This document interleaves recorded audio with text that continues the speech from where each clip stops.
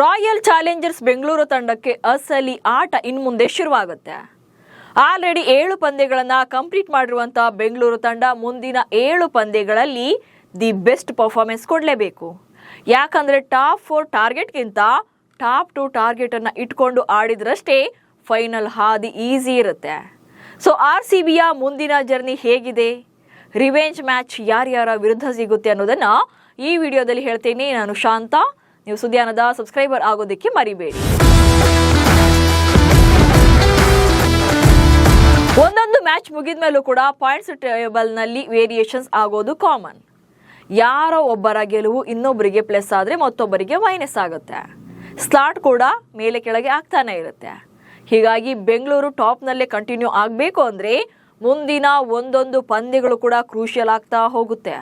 Play ಆಫ್ಗೆ entry ಕೊಡ್ತೀವಿ ಅನ್ನೋದಕ್ಕಿಂತ top 2ನಲ್ಲಿ ಇರಲೇಬೇಕು ಅಂತ ಗೆಲ್ಲಬೇಕಿದೆ. ಯಾಕಂದರೆ ಲಾಸ್ಟ್ ಸೀಸನ್ ಬೆಂಗಳೂರು ತಂಡ IPL ಟ್ರೋಫಿನ ಗೆಲ್ಲೋಕೆ ಮುಖ್ಯ ಕಾರಣವೇ ಟಾಪ್ 2ನಲ್ಲಿ ಸ್ಥಾನ ಪಡೆದು ಡೈರೆಕ್ಟ್ ಆಗಿ ಫೈನಲ್ಗೆ ಎಂಟ್ರಿ ಕೊಟ್ಟಿದ್ದು. ಹಾಗಾದರೆ ಮುಂದಿನ ಪಂದ್ಯಗಳು ಯಾರ್ಯಾರ ವಿರುದ್ಧ ಇದೆ, ಸೊ ಹೇಗಿರುತ್ತೆ ಕಾಂಪಿಟೇಷನ್ ಅನ್ನೋದನ್ನ ನೋಡ್ತಾ ಹೋಗೋಣ. ಮೊದಲನೇದಾಗಿ ಈಗ 7 ಪಂದ್ಯಗಳನ್ನು ಕಂಪ್ಲೀಟ್ ಮಾಡಿರುವಂಥ RCBಗೆ ಮುಂದಿನ ಪಂದ್ಯ ಏಪ್ರಿಲ್ 27ಕ್ಕೆ ಅಂದರೆ ಸೋಮವಾರ ಇದೆ 8ನೇ ಪಂದ್ಯ. ಈ ಪಂದ್ಯ ಇರೋದು ಡೆಲ್ಲಿ ಕ್ಯಾಪಿಟಲ್ಸ್ ವಿರುದ್ಧ. ಸೊ ಆಲ್ರೆಡಿ ಕಳೆದ ವಾರ ಡೆಲ್ಲಿ ಕ್ಯಾಪಿಟಲ್ಸ್ ವಿರುದ್ಧ ಚಿನ್ನಸ್ವಾಮಿ ಮೈದಾನದಲ್ಲಿ ಪಂದ್ಯವನ್ನು ಸೋತಿರೋದ್ರಿಂದ ಬೆಂಗಳೂರು ತಂಡಕ್ಕೆ ಈ ಪಂದ್ಯ ರಿವೆಂಜ್ ಮ್ಯಾಚ್ ಆಗುತ್ತೆ.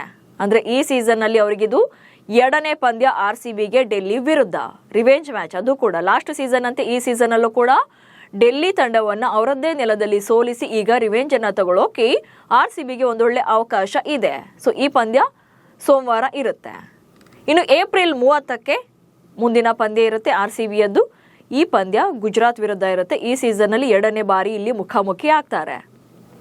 ಗುಜರಾತ್ ವಿರುದ್ಧ ಪಂದ್ಯವನ್ನು ಮುಗಿಸಿರುವಂಥ ಬೆಂಗಳೂರು ತಂಡ ಈಗ 30ನೇ ತಾರೀಕು ಮತ್ತೆ ಗುಜರಾತ್ ವಿರುದ್ಧ ಎದುರಾಳಿ ಆಗುತ್ತೆ. ಸೊ ಇದು ಕೂಡ ರಿವೆಂಜ್ ಮ್ಯಾಚ್ ಆಗುತ್ತೆ 2 ತಂಡಗಳಿಗೆ. ಸೊ ಯಾರು ಅಲ್ಲಿ ಗೆಲ್ತಾರೆ ಅನ್ನೋದು ಕೂಡ ಇಂಪಾರ್ಟೆಂಟ್ ಆಗುತ್ತೆ. ಆ್ಯಂಡ್ ಆನಂತರ ಮೇ 7ಕ್ಕೆ ಲಕ್ನೋ ವಿರುದ್ಧ ಪಂದ್ಯ ಇದೆ. ಸೊ ಆಲ್ರೆಡಿ ಚಿನ್ನಸ್ವಾಮಿ ಮೈದಾನದಲ್ಲಿ ಒಂದು ಪಂದ್ಯವನ್ನು ಗೆದ್ದಿರುವಂಥದ್ದು ಬೆಂಗಳೂರು ತಂಡ. ಲಕ್ನೋ ತಂಡ ಸೋಲನ್ನು ಕಂಡಿದೆ. ಈ ಪಂದ್ಯ ಏಕನಾ ಸ್ಟೇಡಿಯಂನಲ್ಲಿ ನಡೆಯುತ್ತೆ. ಸೊ ಈ ಸೀಸನ್ನಲ್ಲಿ 2ನೇ ಪಂದ್ಯ ಆಗುತ್ತೆ ಉಭಯ ತಂಡಗಳಿಗೆ, ಅದರ ಮುಖಾಮುಖಿಯಲ್ಲಿ. ಸೊ ರಿವೆಂಜ್ ಮ್ಯಾಚ್ ಆಗುತ್ತೆ ಲಕ್ನೋಗೆ ಇದು. ಸೊ ಅವರಲ್ಲಿ ಲಕ್ನೋದಲ್ಲಿ ಗೆದ್ದು ಸೇಡು ತೀರಿಸ್ಕೊಳ್ತಾರೆ ಅಥವಾ ಅಲ್ಲೂ ಕೂಡ RCB ಗೆದ್ದು ಡಾಮಿನೇಟ್ ಮಾಡುತ್ತಾ ಅನ್ನೋದು ಕೂಡ ಇಂಪಾರ್ಟೆಂಟ್ ಆಗುತ್ತೆ. ಅದು ಅಲ್ಲದೆ ಲಕ್ನೋ ತಂಡದ ಫಾರ್ಮ್ ನೋಡ್ತಾ ಇದ್ರೆ ಈ ಸಲ ಅಲ್ಲೂ ಕೂಡ RCB ಗೆದ್ದು ಮತ್ತೆ ಪಾಯಿಂಟ್ಸ್ ಟೇಬಲ್ನಲ್ಲಿ ಮೇಲಕ್ಕೆ ಹೋಗೋಕ್ಕೆ ಲಕ್ನೋ ತಂಡ ಆ ವಿರುದ್ಧದ ಸೋಲು ಅಥವಾ ಗೆಲುವು ಮುಖ್ಯ ಆಗುತ್ತೆ. ಹೀಗಾಗಿ ಲಕ್ನೋ ತಂಡವನ್ನು ಬಗ್ಗು ಬಡಿದು RCB ಮತ್ತೆ ಟಾಪ್ ಆಫ್ ದಿ ಟೇಬಲ್ ಕಡೆ ಹೋಗೋಕೆ ನೋಡಬೇಕಾಗುತ್ತೆ.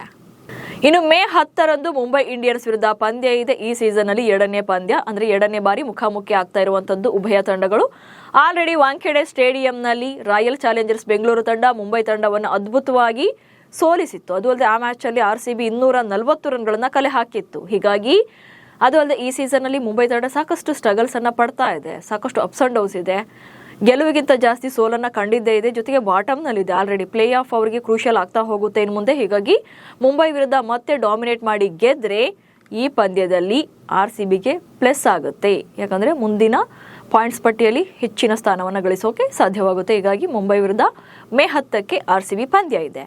ಆನಂತರ ಮೇ 13ಕ್ಕೆ ಕೋಲ್ಕತ್ತಾ ವಿರುದ್ಧ ಪಂದ್ಯವನ್ನಾಡುತ್ತೆ RCB. ಬಟ್ ಈ ಸೀಸನ್ನಲ್ಲಿ ಅವರು ಮುಖಾಮುಖಿ ಒಂದು ಸಲ ಮಾತ್ರನೇ. ಸೊ ಒಂದೇ ಸಲ ಮಾತ್ರ, ಒಂದು ಪಂದ್ಯ ಮಾತ್ರ ಇರುವಂಥದ್ದು ಕೋಲ್ಕತ್ತಾ ಹಾಗೆ RCB ಮ್ಯಾಚು. ಅದು ಕೂಡ ಮೇ 13ಕ್ಕಿದೆ. ಆನಂತರ ಮೇ 17ಕ್ಕಿದೆ ಪಂಜಾಬ್ ವಿರುದ್ಧ 1ನೇ ಪಂದ್ಯ. ಅಂದರೆ ಫಸ್ಟ್ ಮ್ಯಾಚಲ್ಲಿ ಈ ಸೀಸನಲ್ಲಿ ಮುಖಾಮುಖಿ ಆಗ್ತಿರುವಂಥದ್ದು. ಯಾವುದೇ ರಿವೆಂಜ್ ಮ್ಯಾಚ್ ಇಲ್ಲ. ಲಾಸ್ಟ್ ಸೀಸನ್ ರಿವೆಂಜ್ ಮ್ಯಾಚ್ ಇತ್ತು. ಹೀಗಾಗಿ ಈ ಸೀಸನ್ನಲ್ಲಿ ಇವರಿಬ್ಬರ ನಡುವೆ ಯಾವುದೇ ರಿವೆಂಜ್ ಮ್ಯಾಚ್ ಇಲ್ಲ. ಅದು ಅಲ್ಲದೆ ಪಂಜಾಬ್ ಈ ಸಲ ಡಾಮಿನೇಟ್ ಮಾಡ್ತಾ ಇರೋದು ನಿಮಗೆಲ್ಲ ಗೊತ್ತೇ ಇದೆ. ಪಾಯಿಂಟ್ಸ್ ಪಟ್ಟಿಯಲ್ಲಿ ಟಾಪ್ ಆಫ್ ದಿ ಟೇಬಲ್ನಲ್ಲೇ ಇದೆ. ಅದು ಅಲ್ಲದೆ ಪಂಜಾಬ್ ತಂಡಕ್ಕೆ ಮೇನ್ ಥ್ರೆಟ್ ಇರುವಂಥದ್ದೇ RCB. ಯಾಕಂದರೆ ಲಾಸ್ಟ್ 3 ಸಲ ಕಂಟಿನ್ಯೂಸ್ ಆಗಿ RCB ಪಂಜಾಬ್ ವಿರುದ್ಧ ಗೆದ್ದಿದೆ. ಸೊ ನಿಮಗೆಲ್ಲ ಗೊತ್ತಿರೋ ಹಾಗೆ ಲಾಸ್ಟ್ ಸೀಸನಲ್ಲಿ ಪಂಜಾಬ್ ತಂಡ ಬೆಂಗಳೂರು ತಂಡವನ್ನು ಸೋಲಿಸಿದ್ರು. ಆ ಪಂದ್ಯದಲ್ಲಿ ಮಳೆ ಬಂದು 14 ಓವರ್ಗಳಿಗೆ ಪಂದ್ಯ ಸೀಮಿತವಾಗುತ್ತೆ. ಫಸ್ಟ್ ಬ್ಯಾಟಿಂಗನ್ನು ಮಾಡಬೇಕಾಗುತ್ತೆ RCB. ಆ ಪಂದ್ಯದಲ್ಲಿ ಬೆಂಗಳೂರು ತಂಡ 95 ರನ್ಗಳನ್ನು ಮಾತ್ರ ಕಲೆ ಹಾಕುತ್ತೆ 14 ಓವರ್ಗಳಲ್ಲಿ. ಅದು ಕೂಡ ಅಷ್ಟೊಂದು, ಅಂದರೆ 95 ರನ್ಗಳು ಬರೋಕ್ಕೆ ಮುಖ್ಯ ಕಾರಣನೇ ಟಿಮ್ ಡೇವಿಡ್ ಅವರ ಅದ್ಭುತವಾದಂಥ ಅರ್ಧಶತಕ. ಸೊ ಇಲ್ಲದೇ ಇದ್ರೆ ಬಹುಶಃ ಅಷ್ಟು ಕೂಡ ಬರ್ತಾ ಇರಲಿಲ್ಲ ರನ್ಗಳು. ಸೊ ಆ ಪಂದ್ಯದಲ್ಲಿ ಪಂಜಾಬ್ ತಂಡ ಯಶಸ್ವಿಯಾಗಿ ರನ್ ಚೇಸ್ ಮಾಡಿ ಗೆದ್ದಿರ್ತಾರೆ. ಬಟ್ ಆನಂತರದಲ್ಲಿ ರಿವೆಂಜ್ ಮ್ಯಾಚ್ ಇದ್ದಾಗ ಪಂಜಾಬ್ ತಂಡವನ್ನು ಅವರದ್ದೇ ಹೋಮ್ ಟೀಮ್ನಲ್ಲಿ ಸೋಲಿಸಿ RCB ರಿವೆಂಜನ್ನು ತೀರಿಸ್ಕೊಳ್ಳುತ್ತೆ. ಆನಂತರ ಮತ್ತೆ ಇದರಲ್ಲಿ ಫೈನಲ್ ಮ್ಯಾಚಲ್ಲಿ ಕ್ವಾಲಿಫೈಯರ್ 1 ಮ್ಯಾಚಲ್ಲಿ ಗೆದ್ದು ಸೀದಾ ಫೈನಲ್ಗೆ ಹೋಗ್ತಾರೆ. ಮತ್ತೆ ವಾಪಸ್ ಎಲಿಮಿನೇಟರ್ ಪಂದ್ಯವನ್ನು ಗೆದ್ದುಕೊಂಡು ಪಂಜಾಬ್ ತಂಡ ವಾಪಸ್ ಫೈನಲ್ಗೆ ಬಂದಾಗ ಫೈನಲ್ನಲ್ಲೂ ಕೂಡ ಪಂಜಾಬ್ ತಂಡವನ್ನು ಸೋಲಿಸಿದೆ. ಹೀಗಾಗಿ ಕಳೆದ 3ಕ್ಕೆ 3 ಪಂದ್ಯಗಳಲ್ಲೂ ಕೂಡ ಬೆಂಗಳೂರು ತಂಡ ಡಾಮಿನೇಟ್ ಮಾಡಿರೋದ್ರಿಂದ ಈ ಸೀಸನ್ನಲ್ಲೂ ಕೂಡ ಪಂಜಾಬ್ ತಂಡವನ್ನು ಸೋಲಿಸುವಂಥ ಟಾರ್ಗೆಟ್ನಲ್ಲಿ ಇರುತ್ತೆ. ಆ್ಯಂಡ್ ನೆಕ್ಸ್ಟ್ ಮೇ 22ಕ್ಕೆ ಹೈದರಾಬಾದ್ ವಿರುದ್ಧ ರಿವೆಂಜ್ ಮ್ಯಾಚ್ ಇದೆ. ಯಾಕಂದರೆ ಈ ಸೀಸನ್ನ ಉದ್ಘಾಟನಾ ಪಂದ್ಯದಲ್ಲಿ ಹೈದರಾಬಾದ್ ತಂಡವನ್ನು ಚಿನ್ನಸ್ವಾಮಿ ಮೈದಾನದಲ್ಲಿ ಬೆಂಗಳೂರು ತಂಡ ಸೋಲಿಸಿದೆ. ಸೊ ಇದು ಹೈದರಾಬಾದ್ಗೆ ರಿವೆಂಜ್ ಮ್ಯಾಚ್ ಆಗುತ್ತೆ. ಹೀಗಾಗಿ ಅವರು ಕೂಡ ಹೋಮ್ ಪಿಚ್ನಲ್ಲಿ ಗೆದ್ದು ರಿವೆಂಜ್ ತಗೊಳ್ಳೋಕೆ ಕಾಯ್ತಾ ಇರ್ತಾರೆ. ಬಟ್ RCB ಈಗಾಗಲೇ ಅವರನ್ನು ಸೋಲಿಸಿರೋದ್ರಿಂದ ಮತ್ತೊಮ್ಮೆ ಅದೇ ರಿಸಲ್ಟ್ನ ಇಲ್ಲಿ ಎಕ್ಸ್ಪೆಕ್ಟ್ ಮಾಡ್ತಾ ಇರ್ತಾರೆ. ಬಟ್ ಹೈದರಾಬಾದ್ ಟೀಮ್ ಬ್ಯಾಟಿಂಗ್ನಲ್ಲಿ ಅದ್ಭುತವಾಗಿರೋದ್ರಿಂದ RCB ಕೂಡ ಡಾಮಿನೇಟ್ ಮಾಡೋದ್ರಿಂದ ಈ ಮ್ಯಾಚ್ ಸಿಕ್ಕಾಪಟ್ಟೆ ಹೈ ವೋಲ್ಟೇಜ್ ಆಗಿರೋದ್ರಲ್ಲಿ ಡೌಟೇ ಇಲ್ಲ. ಹೀಗೆ RCBಗೆ ಸೆಕೆಂಡ್ ಹಾಫ್ನಲ್ಲಿ 7 ಪಂದ್ಯಗಳ ಪೈಕಿ 5 ಪಂದ್ಯಗಳು ರಿವೆಂಜ್ ಮ್ಯಾಚ್ಗಳೇ ಇವೆ. ಕೋಲ್ಕತ್ತಾ ಮತ್ತು ಪಂಜಾಬ್ ವಿರುದ್ಧ ಮಾತ್ರವೇ ಈ ಸೀಸನಲ್ಲಿ 1 ಪಂದ್ಯ ಮಾತ್ರ ಇದೆ, ಅಂದರೆ ಸೆಕೆಂಡ್ ಹಾಫ್ನಲ್ಲಿ. ಆದರೆ ಇಲ್ಲಿ ಎದುರಾಳಿ ಯಾರೇ ಇದ್ರೂ ಕೂಡ RCB ಡಾಮಿನೇಟ್ ಮಾಡಿ ಗೆಲ್ಲುವಂಥ ಸಾಮರ್ಥ್ಯ ಇದೆ. ಸೊ ಡಿಫೆಂಡಿಂಗ್ ಚಾಂಪಿಯನ್ಸ್ ಆಗಿರುವಂಥ RCB ಈ ಸೀಸನ್ನಲ್ಲೂ ಕೂಡ ಟಾಪ್ 2ಗೆ ಬರುತ್ತಾ ಅನ್ನೋದನ್ನ ಕಮೆಂಟ್ಸ್ ಮೂಲಕ ತಿಳಿಸಿ. ಹಾಗೆ ಸುದ್ದಿಯನ್ನು ಫಾಲೋ ಮಾಡಿ. ನಮಸ್ಕಾರ.